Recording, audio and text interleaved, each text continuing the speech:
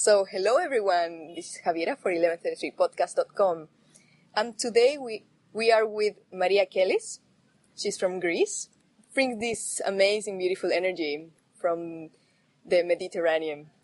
We're going to be talking about one of my favorite topics, which is how we create our reality. How can we attract wherever we want, and how can we connect to who we are? She gives recipes for miracles to people. So I invite you all to follow us in this beautiful conversation that we're going to have. Maria, thank you so much for being here. Thank you. The first thing that I would like to know is if you can tell us a little bit about yourself. How did you come to dedicate your life to guide others to be able to create miracles in their lives? That is absolutely something I'd like to answer because I was guided to where I am now. And I think that's why I chose to become a guide for others. And I came here through pain, so I was guided through pain and through adversity. And when I arrived, I realized that this is not necessary. It's not necessary anymore. It's an old paradigm. We can live in happiness, in peace, in abundance. We can be empowered to make our own choices and just really let go of any karmic imprints that really keep us prisoners to something that is not real anymore. So then I learned the hard way, and I'm teaching people the easy way to do it. It's almost like I made every mistake possible, and my mistakes were kind of like, in reality, translated to being in the hospital most of the period between 2004 and 2012, or 13 actually.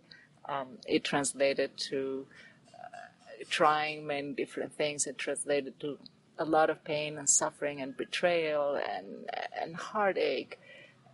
And then suddenly, I realized that it's not necessary. So as I was giving these recipes to people over the years and seeing the results, I was like, why can't they do it without pain? And I can. So then I switched. And then suddenly I'm enjoying everything. I feel that I deserve to be here, that I deserve love, that I deserve beauty. And I feel in so much gratitude, so much appreciation for where I am. I literally go around saying thank you to people. I smile and I say thank you, and I say I love you, and I say thank you again. And that it really is how I feel. Maria, you are someone who healed yourself from being on a wheelchair. So I cannot help but smiling at the message that you are giving us of moving beyond pain, and how you say it is not necessary, and how you have gone through that journey, and how is it that you're teaching others to, go through the shortcut maybe, and deserve or feel that they deserve love. How is that journey? What is the message there? Sure. The wheelchair was not the worst. It's the neuropathic pain that was terrible. I had pain that people cannot easily describe or withstand, to the point where pain became so intense that I didn't think there was any end. Like, there were moments where I said, I don't really want this life anymore. It's so painful. And there was a shift in me. When I made the decision, as you said, to get out of a wheelchair, I decided to use pain as my guide. So I decided that all the pain I was feeling was just information. So instead of resisting the pain, which made it worse, or taking a lot of medicine for it, which made everything bad, I started realizing gratitude. And I started being grateful for everything that happened, and pain became information. So then I could find again what is hot and what is cold, what is me touching, what is me moving. In a sense, I was very lucky because I had pain. So I did have some sort of information going through. And so then I literally translated pain into messages, which became information, which became motion, which became pretty much me getting back on my feet and having a normal life now. And I'm extremely grateful for that journey. And in that journey, I also discovered emotions. I also discovered my heart. I discovered intuition. I discovered the other side. Everything that to me seemed very airy-fairy and a little bit crazy is my way of life now. And yeah, if I had met me 20 years ago, I'll be like, that lady's a little crazy. And I'm like, yeah, embrace your craziness. No, you're crazier. Yeah, oh my God. No. I would think that I'm crazy now, and I understand. Yeah, probably I'm crazy to some people. But at the same time, I have access to things that we are not used to having. We're not used to thinking that life is such a beautiful journey. I see beauty, I see love, I see kindness, I see abundance. Everything is there. Unlimited abundance. Unconditional love. It's a beautiful journey, this life. And that is the message that I really want to bring. That this is not something special for me. This is everybody. Everybody. It's a different frequency, and we can all access it. And what I'm giving you is the key to accessing this through planes and existence, to traveling through dimensions and realities, to really becoming you, authentically you, the one that you were destined to be, the one that you bring into this world. I am really tempted to ask you what is the key right away, but I am going to ask you something else before that.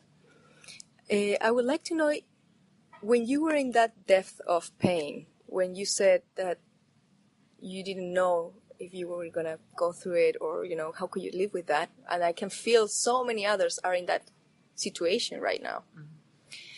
How did you survive that? Let's put it that way. Was there any thought, anything that happened to you that made a click, that click that changed? Sure. Yeah.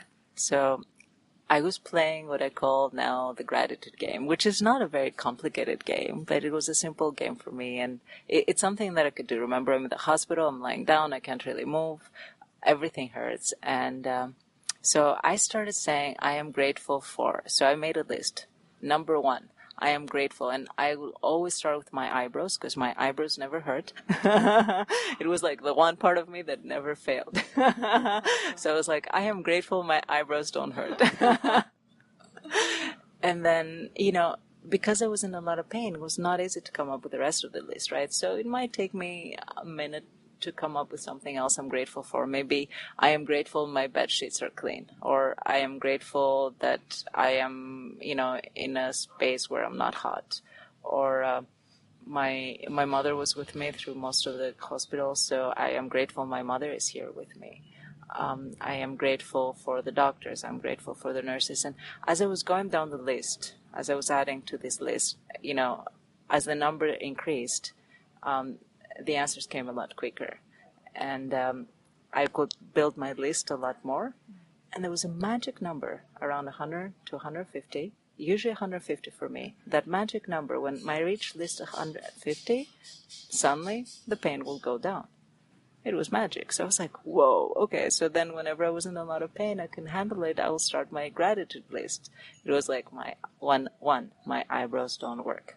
2, my bed sheets are clean. 3, I am grateful my mother is here with me, and I will just go down the list. So that is a quick and dirty way to bypass a lot of things, because as we change our vibration, pain can only exist in the low vibration. So as we change our vibration, then pain no longer exists because it doesn't vibrate at that level. And it's the same thing for appreciation. It's the same thing for love. It's the same thing for laughter. They have this thing called laughter yoga now. Well, now, they've always had it. I learned about it recently.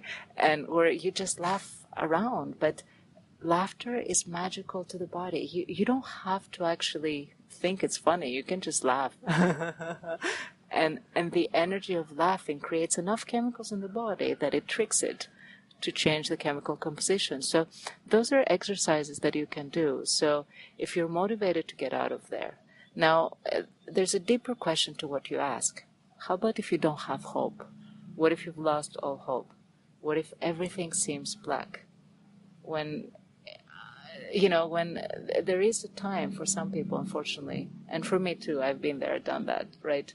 When it seems that the only logical and normal choice is to just stop. It's like game over, we're done. And I understand some people will go for euthanasia, like they say, I don't want to live this life anymore. And the only message I can bring is that just hold on a little longer, just a little bit. Right at the edge, that edge where you think, maybe now it's time for me to go, maybe it's okay. Just right at that edge is the doorway.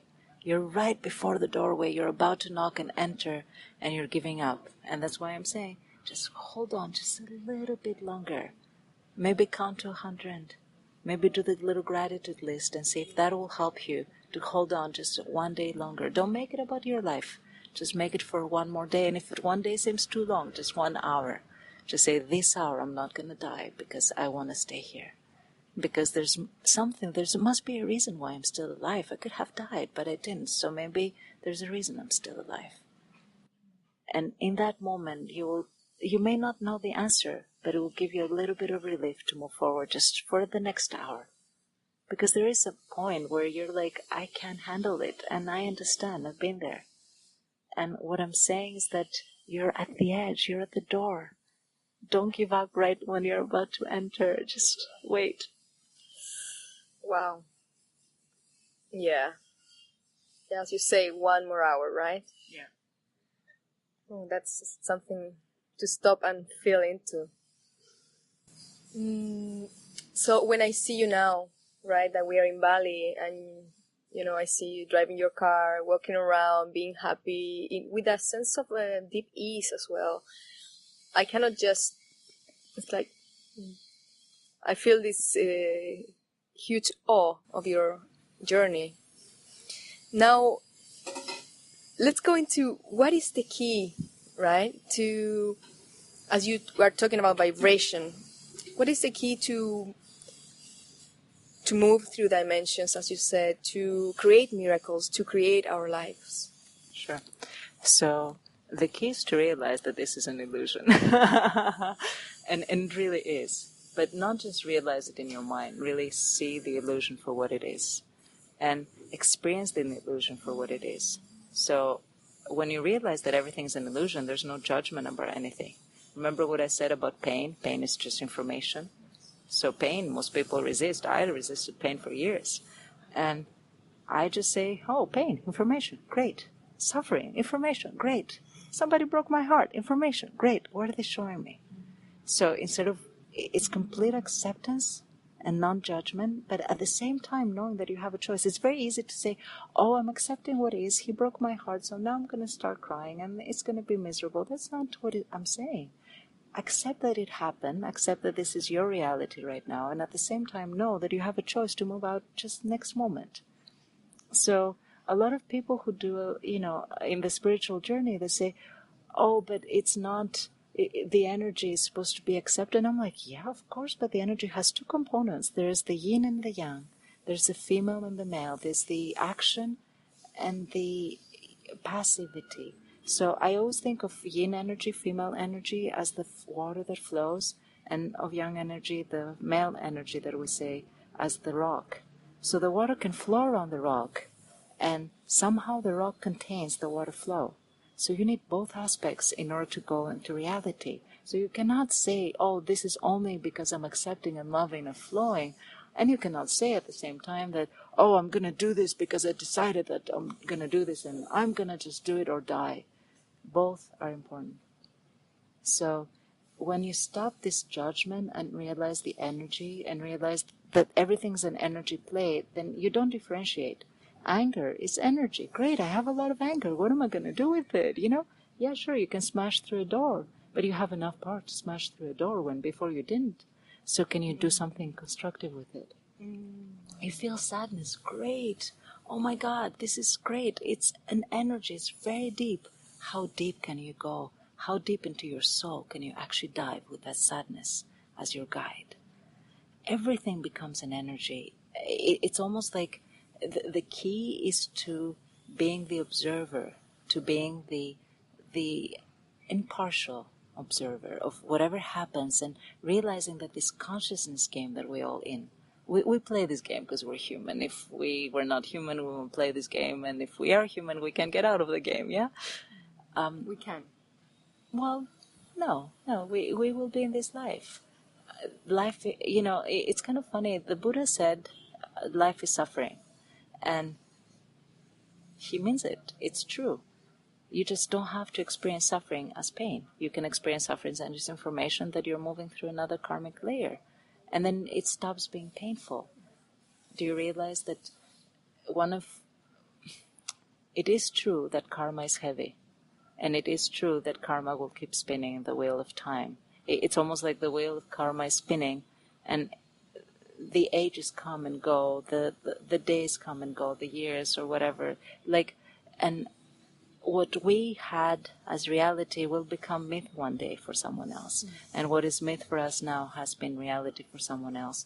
But as the wheel of karma is spinning and turning and weaving, we enter into that wheel, and that wheel is suffering. That does not mean, though, that it is real suffering. And then the message that I'm bringing, if you remember one thing, is that everything, including suffering, including life and death, including pain, including joy, including love, including forgiveness, everything is your choice. You vibrate where you want to vibrate. We have the choice of being where we are. So when something changes, we can experience it as suffering, as an obstacle, as a going back, or we can say, oh wow, there's a new path ahead of me for now. And as you're shifting that path that you were in, you can experience the miracle of what is happening. From every breakdown, there's a breakthrough. And as bad as the breakdown is, that big is the breakthrough, because this is a world of balance. So if you go really low, you have to go really high afterwards. So if you're suffering really a lot right now, oh, you're so lucky, because the next step is the amazing step. This is a really interesting conversation. Exactly what you're saying now, sometimes people will, and the question is, how can we break through, right? Go beyond the duality of pain and pleasure, because sometimes we will fall into the belief that we need to suffer in order to understand love, for example. We see it as doubles. It's important to know also that there is a possibility of beyond that. So just wanted to add that and bring it here. I don't know if you have anything to comment on that. Of course. Of course. That's what I was saying, that suffering is our choice. So we can choose to suffer through a heartache. We can choose to nourish a broken heart through crying, and that's okay. But we can also understand that what comes beyond. So do repeat your question, because I want to make sure I understand it correctly. The question is, it's based on the belief that we can only experience goodness through understanding bad. We can only experience love through suffering. So we create suffering in our lives to either justify that we want to explore love, or as well to deserve love. So the answer is very simple, and now I understand the question. You think of you as you in that question. You're asking this question as a unit, as a human unit. Yes? And in reality, this is not a you, it's a unity. We are all together. Me and you are one. And so if you want to experience suffering, you don't have to actually experience it within you. You can experience suffering outside of you by helping someone else. So take it outside. So the karma will spin, the wheel will go, and then if you really want to do the experience of a heartache, go meet someone who's suffering through a heartache and be with them. Experience this emotion with them and help them find your vibration. And at the same time, you've learned where you are. I don't know if that makes sense. Yes, I love your answer. I really like your answer. Returning to the key, right, that you were talking about, can you tell us more about these key aspects that we should know to master our own lives? I am laughing. So the key is not in this world, yeah. Okay, I'm the even key, more curious. The key exists outside of this plane of existence. When I teach classes and when I teach retreats, when I meet people, what I do is energetically, I show them where to go. And I know you just right now are probably listening to a webinar or podcast, and you want to know in your mind what is the key. And my answer is simple: find it within you. And if you don't think that you can, go find someone who holds it and hang out with them. See what happens. You're going to vibrate with them. If not, then listen to somebody that holds the key and listen to their voice. Because under the words, there's an information that is passed, that is an energetic information. And that is really the key. So, yes, is it a physical key? No. Is it a mental key? No. It's really beyond this world. But at the same time, it's very accessible. All you have to do is want it. Because remember, whatever you're seeking is causing you to seek. It is the answer that you're looking for that is actually making you ask the question. So if you're asking the question, you already want the answer. And if you want the answer, you'll find it. It's not that complicated. In my mind, I grew up in a very technical environment. I was very, very much in the mind world, and I always want to have an answer for everything. And one of the things that was actually frustrating when I discovered this world is that, why is it so simple? It cannot be so simple. It's really, really simple. It's extremely simple. Like, I joke that the answer to everything is love. And you're like, really? Yep, that's it. So how is the answer to everything is okay? Yes. I love your mind question. So the answer to everything is love, because love is in a high vibration. So if you think of vibration, there's a low vibration and a high vibration. So if you think of low vibration is pain, suffering, depression, hopelessness, guilt, fear. They vibrate low. They go duk, duk, duk. And then there's love and appreciation and joy and light and consciousness and love, divine love. And they go like a hummingbird. They fly in the air, yes? And when you hold the low vibration, inside of us we have both. We have both the low and the high. And whatever our mind is our guide actually. Our mind can pay attention to the low vibration, duk, duk, duk, or the high vibration, right? And if our mind pays attention to the high vibration, we resonate at that frequency, because wherever our mind goes, consciousness goes, energy follows.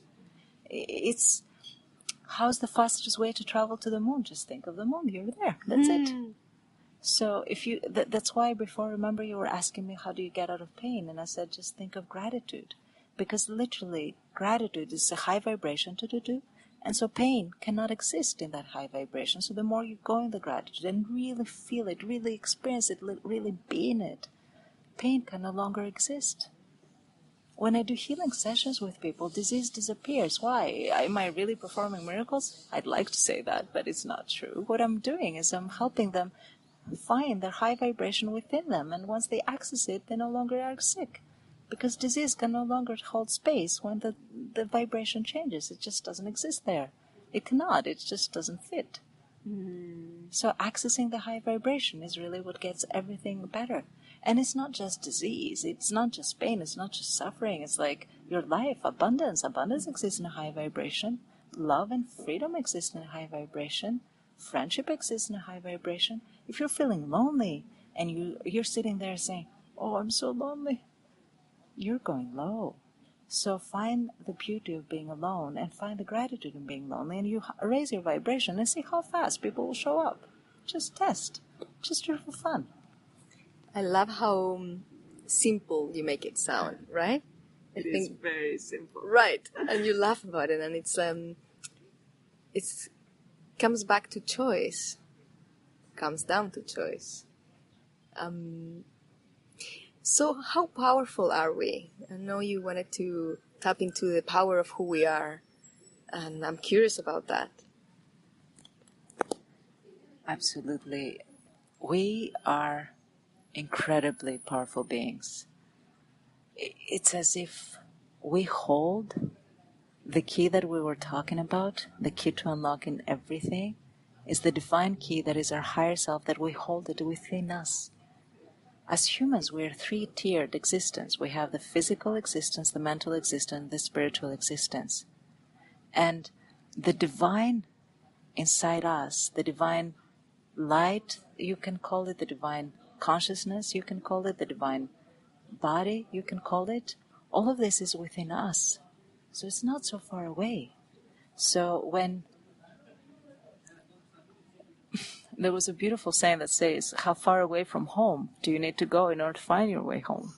And I love that because it's so, yes, I make it sound simple because it is simple. I make it sound beautiful because it is beautiful. And I want to remind you, if you're listening to this, that you have everything already right now inside of you. There's nothing to go, there's nowhere to go, there's nothing to find. It's already there. It's not far away. It's so simple. And it's you hold the key to everything. And everything is your choice. So if you choose right now, it doesn't matter where you are, it doesn't matter what condition you're in, it doesn't matter your life circumstances and events around you. If right now you make that decision, right now, come on, make it. Right now, make the decision to shift. And what I'm inviting you to do is to hold the higher vibration within your mind, within your heart, within your being, and stay curious and just note how fast life changes. Maybe you'll find $1 bill in the ground. Maybe it will be $100 bill. Maybe somebody will call you and send you some money, if that's what you're looking for. Maybe you find somebody who smiles at you if you were alone before. Maybe you find somebody to go on a date with if you were looking for that. Maybe you'll find some incredible book to read if you were looking for inspiration or education. Whatever you're looking for is available the moment you shift your vibration. So follow that journey. It's not about where we arrived. I used to think that it's about where we go. I lived the first part of my life achieving things and thinking that's where it is. In fact, I never lived in the present. If you ask me today what day it is, I will always talk about tomorrow, because today it was such a scheduled day. I had a schedule every 5 minutes, so I knew everything that was going to happen, yeah? And my only questions were happening the next day, right? So I just didn't even bother with the present because I knew what my goal was like 3 years from now, and I was just following the path to there. And it's just, I was in such a hurry that I was never in the present. And I realized that our power, our absolute power, is in the present, in the now, in this moment. So in this moment, right now, make a choice to shift and just see how fast the circumstance and event change. Because as a body enters the water and water is displaced in equal amount, I don't know if you remember from physics, Archimedes, right? But the moment you show up differently, reality changes. In the Tao it says that if you change the way you look at things, the things you look at change. That's a beautiful quote. So Maria, I know you guide other people, right, to tap into themselves. I would like to ask you, what blocks us from living an abundant life? If you want to mention a couple of main things you observe with your clients and people around you. Mm-hmm. So the quick question is karma. And but you're like, well, my karma is what I come in with. And can you explain what karma is? Yes. Okay, let's go back one step. So I come from a Christian background, so I never had the concept of karma until I actually had a near-death experience where I literally went through not just this lifetime, I went through hundreds of lifetimes going back thousands of years, and I saw these lifetimes. Actually, I lived through them because time moves differently on the other side, so I had enough time to live through them all. And I experienced life on that side, and I understood that whatever we do, so in the Christian tradition we call it sin, in the Western tradition they call it, in the Eastern tradition they call it bad karma. But let's say we kill someone, and they say, oh, that's really bad. Why is it bad? Yeah, I mean, maybe it's okay. Maybe they needed to die. The answer is that our soul remembers. Our soul only remembers two things. It's very, in our world of duality, the duality is very simple. Love, not love. Mm-hmm. And we can put 1,000 names behind not love and 1,000 names behind love, but that's really, when you go down to it, that's really the duality. Love, not love. So when you make a choice, always make a choice in love. Because the moment you make a choice in love, everything follows in love. If you do something out of obligation, out of like, because someone told you, out of pity even, that is not love. So stay in the love. Do not do anything ever without being in the love. Let's say a person is there next to you, really thirsty, and you have a bottle of water, and you feel really tempted to not give them that bottle of water because you don't like them. Don't give them that water. Don't feel obligated to give them that water. See that your job is to only give that water out of love. So maybe there's another person you can share water with, or maybe you will drink the water yourself because you're loving yourself at that particular moment more than that other person. Always make the choice of love. Because if you give that water out of obligation, out of pity, out of spite, out of anger, that water has a very low vibration, so there's no point in giving it. And more than that, if you are the one who gives the water with a low vibration, they're receiving a low vibration water, right? Maybe they have and deserve a much better vibration. So a few weeks ago, I just finished a 35-day water fast, not water fast, just fast. I did a water fast in there, but it was a long fast, and things come up in a long fast. And one day I was not feeling well. I really was not in a space where I could give. And I was meeting with some people, and there was this woman who was feeling lonely and crying and feeling depressed. And I'm a healer. I deal with that every day. That moment, I did not feel love for her. I didn't even feel good or pity or nothing. I just felt like annoyed by her. I was like, how can she be like so self-obsessed and like spend 15 minutes like wasting all of our time? That was not me being in love, right? So you know what I said? I said nothing. I'm sitting there in a group of women, and I'm the healer, and I'm saying nothing because I know that I cannot give out of love. And you know what happened? All these women that were sitting there suddenly felt all of them this desire to help her. And so suddenly, instead of receiving my garbage energy, she received love from 5 women. And that's what she needed. If I had interfered at that particular moment, I would have given her first, not love, second, a bad solution, and third, not what she wanted. So even though I do this for a living, this is what I do, I couldn't do it then. I chose to love me because I was like, I am going through a fast and right now I'm not feeling well. So I loved me first. And then I prayed for her. And I said, God, I think this woman needs help. I cannot offer it. And the universe always gives the fastest available choice, which is the next people next to her. Everybody was there. Everybody was taking care of her. So yes, if you don't feel love, don't do it. Ever. I love it. Thank you for that story. Self-love, right? It's such an important thing. Maria, just to finish this interview, if you could share 3 powerful insights or concepts, right, to the listeners, or even a task or a homework that people can, apply to their lives, that would be incredible. I love giving recipes and homework. That is my favorite thing to do. So the 3 things. Choice. We have choice in everything. We hold the answers and we can always choose what we choose to. This is our choice. When we hear that this is a free choice universe, it is true.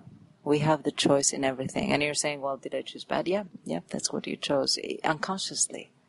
So a conscious choice allows you to always be responsible for what you do and not play the victim, not play the martyr, not play the aggressor, just really consciously be you, authentically you. The second thing is our power. We talked about this before, how powerful we are. We are beings of absolute power. We hold the universe of power. I don't know if you remember in the Einstein E = mc², what did he say? He said that a mass is the speed of light times, so energy is, so in order to create one molecule of mass, you took a universe and reduced it into one molecule. That's why when we break one atom, we create an atomic bomb, right? So if you realize that your mass, your body, is a universe of power concentrated in one being, how can you ever doubt that you are powerful? You can be an atomic bomb just by being you. I mean, your finger can be an atomic bomb, let alone the rest of you, yeah? You have infinite power within you, infinite. And that power is yours to access right now. Which brings me to the third point, which is our power is in the now. It's not in the past, certainly not in the past, and it's certainly not in the future. It's in the now. It's not outside of you. It's not within someone else. It's not within society, within your parents, your boyfriend, your partner. It doesn't matter. It really is within you and right now. So when you give your power away, we give it in very subtle ways. Sometimes we trade our power for love, and in reality we don't get love either, because we didn't love ourselves enough first. We trade our power for attention. We trade our power for companionship. We trade our power for money. We trade, everything is power, but it is within us. So hold your power. Be absolutely okay with your power you hold. And truly be you. Truly be authentically you. Powerful, loving, compassionate, abundant. So you're asking, what is the abundance recipe? Well, there's infinite, unlimited abundance around us. Everything vibrates. We think that our circumstances dictate who we are and how we're going to be and where we're going to go. And I'm saying, no, you got it wrong. It's the other way around. As you raise, I worked in high levels of government, high levels of business, and the people who are authentically themselves are the ones who rise to the top. So when you have a choice, always choose something. So I'll make it simple. So always, if your choice is to be in the good, that's what I recommend. Let's say that you choose to be a force of good, that you choose to be a light worker, a being of light, that you choose to work for the light, yes? And then you see a pen that you like, and you're thinking, maybe I can take this pen. Nobody knows, nobody will notice. Does that feel good for you? No.